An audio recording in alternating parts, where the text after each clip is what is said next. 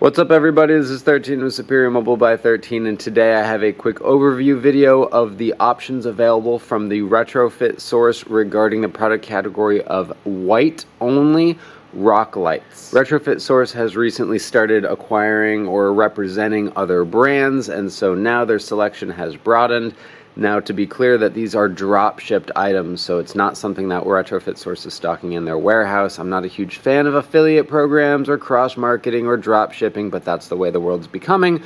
So I have access to these brands, and when I had a client request a pure white rock light setup, and I could not properly advise him as to which would better suit his needs, I decided to purchase one of each, and now that's what we're going to do, is going to go over it so you can see what we have already learned regarding the types of light output and the types of options available. Again, all I'm going to be covering are the white only rock light options. There are of course RGB options out there and RGBW options out there. That's not what this video is about. I'm sure those products are all over the internet and you can research those. Also, I will not be measuring the current consumption of each product. I will not be measuring luminosity or candela. I'm simply going to be lighting them up, talking about them very briefly, and you can see a representation of them on the wall. These are rock lights we're talking about here, people, so no need to get super technical. The first product that we have up for demonstration is the Profile Pixel White Rock Light. I have installed the Pixel rock lights before in the past, only the RGB options, and I really love them because of this round shape. It's a nice universal round,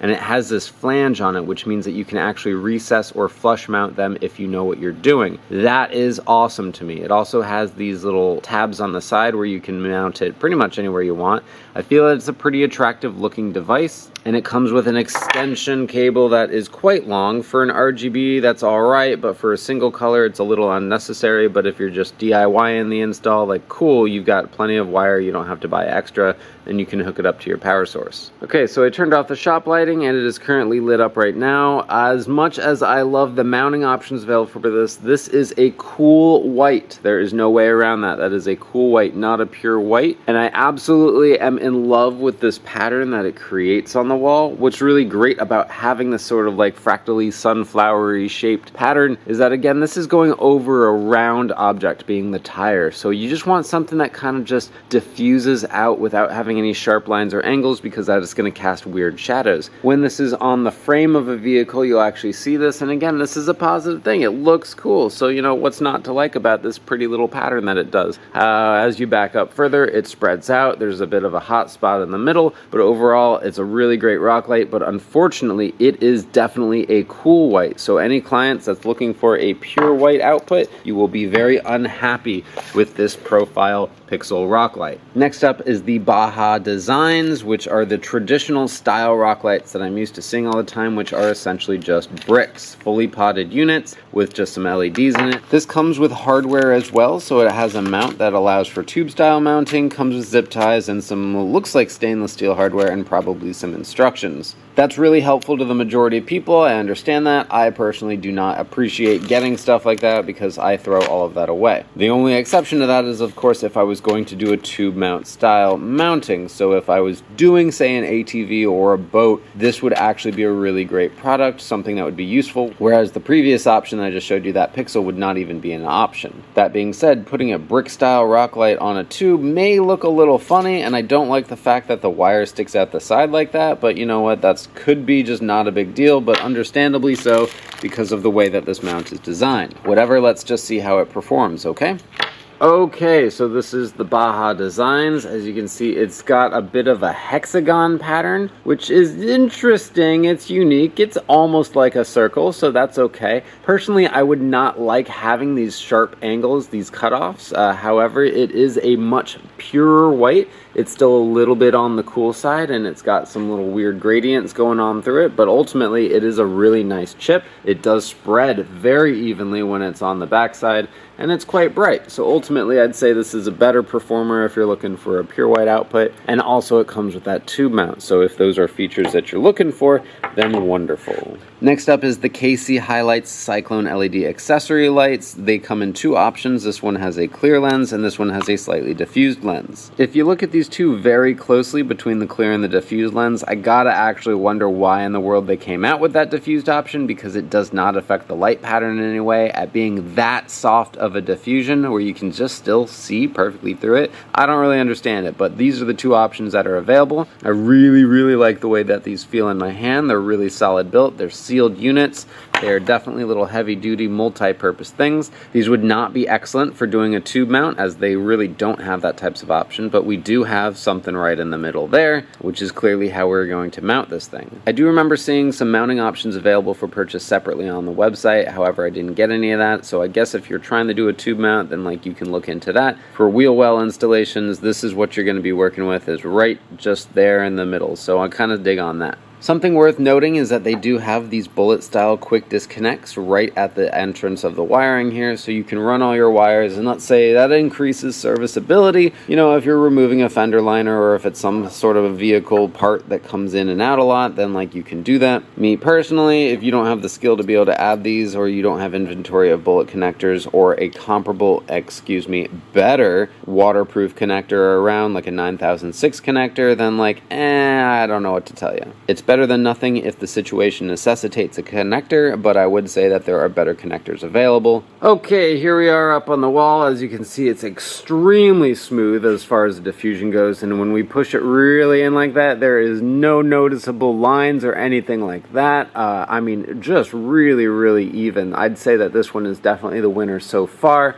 as light output evenness goes. There's no hot spots, and there's no hard lines or anything like that. So this one is going to give you the most even glow, so I'd say that's really going to be nice for all wheel wells, and especially as an under truck frame lighting. So I'd say as long as you're good with the mounting style option on this thing, you've got a really good solid option in this Hi Lites. And just real quick to prove a point, this is now the diffused option. What I just showed you was the clear option, and there is in person absolutely no discernible difference, and especially on camera, there is no discernible difference. The diffusion on this simply is not enough to affect the light output pattern in any sort of way. The clear option was so smooth and so gentle of a diffusion that it's just simply unnecessary. So unless they just want you to have an option with a slightly frosted lens, just so you can say that, I don't know, I've been off-road already and this is sandy, gritty, whatever, I don't know. I don't get the point of it. You could absolutely use these two interchangeably and no one would ever know the difference. And for our last product, we have the VisionX XP rock lights, which is the only one that is sold in a kit. Every option I've shown you before has now been sold individually, so you can purchase one rock light. This is only sold as a 4 or 6 pod kit. So this is great for something that's sitting in a showroom and a salesman is going to sell it to you and then an installer is going to install it. Or this is exceptional for the DIY installer who just wants an all-in-one kit. That, for the record, is not great for me. As a professional, I do not enjoy pre-made kits. I always prefer to make my own. That way they can be made to the vehicle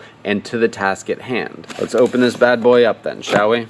Also worth mentioning is, of course, it comes in all these different options, including RGB, so I am assuming that, in situations like that, that's better. But in my situation here, we're just looking for a pure white output, so I do not want all of this extra accessory nonsense. I just want a rock light with 2 wires coming out of it, personally. Also, in the event of a warranty failure or something like that, if I just need to replace one, I'm sure they probably have that as an option, but I like the idea of being able to just purchase one at a time. That also means that if I'm trying to do an odd number of LEDs, that's not a multiple of 4 or 6, now I've run into a problem.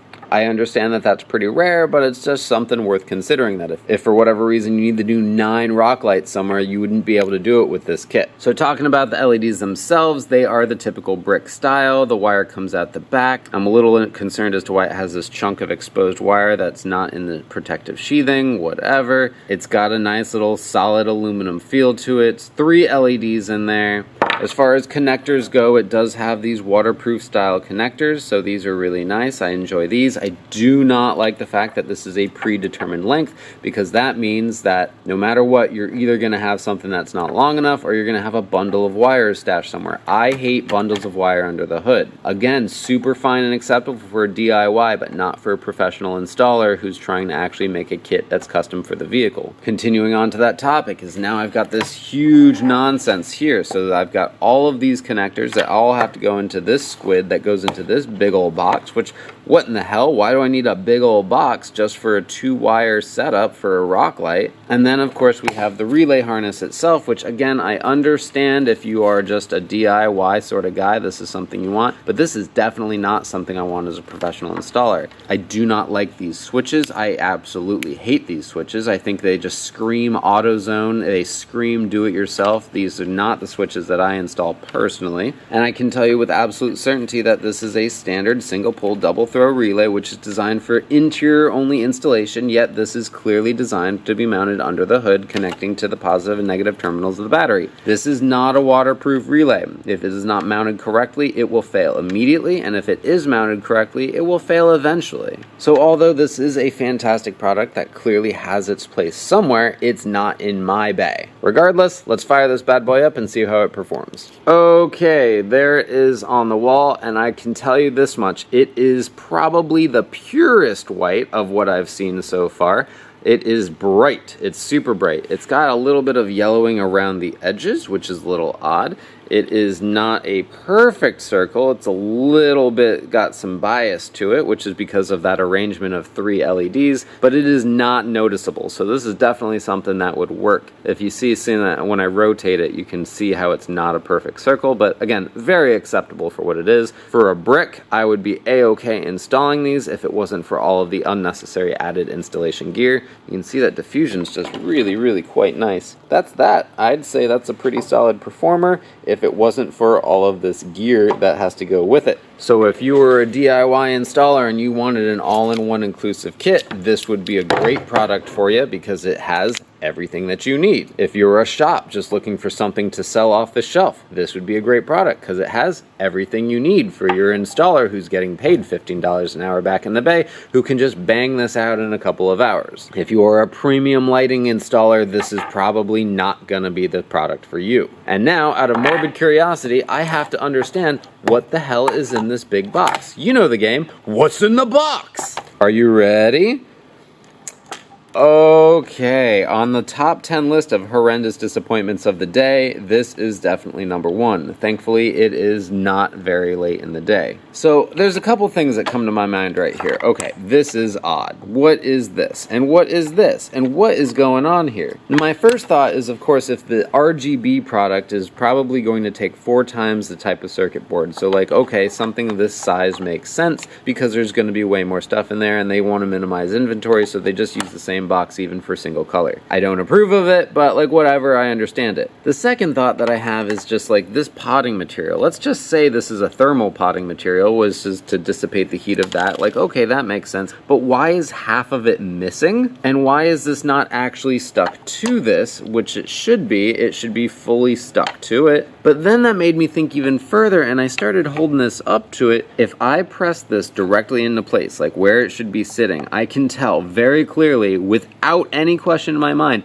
that these solder points of this positive and negative do not line up with the potting material. So this is not the original board or original solder point that went into this, meaning this is reused. This theoretically could have been maybe a warranty product or something. It got sent in, they removed the board, they broke it in the process, and they put a new one in here, and this did not bond properly to this. So if this is a thermal paste, it's not going to do its job. So that is pretty fucking irritating to me that I got this product and it's clearly not in the condition it deserves to be in. This little mounting tab right here was broken off, and I definitely didn't do that. However, let's focus more on the task at hand as to what the hell is this thing that is in this big old box. We've got 4 sets of diodes, we've got 2 capacitors, another diode, a resistor, a little microcontroller, and an inductor. So I think it's probably safe to say this is just a regulated power supply unit, just to make sure that our product is seeing what it wants to see. for safe and reliable operation. That's actually really cool. I'm super okay with that. However, I'm not okay with all of this nonsense, and I'm not okay with all of this nonsense. However, having this external power supply control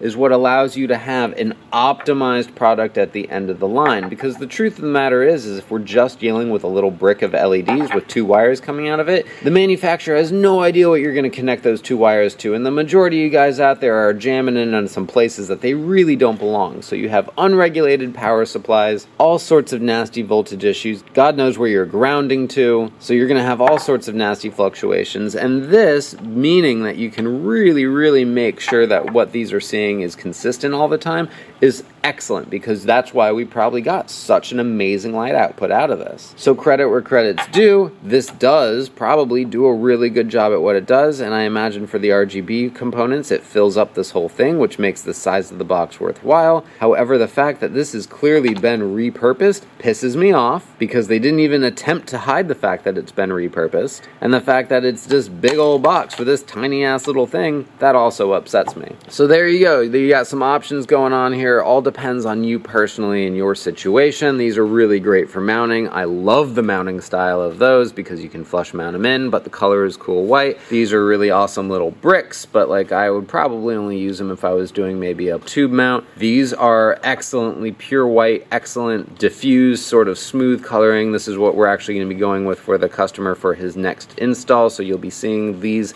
installed within the next month or so. And these are great for somebody who's running an operation, a store, something where you want something on the shelf, or a DIY install customer. So all have their pros and cons. I don't know. That's the story. Thanks for watching. Blah blah blah. Have yourselves a wonderful day. I'll talk to you later.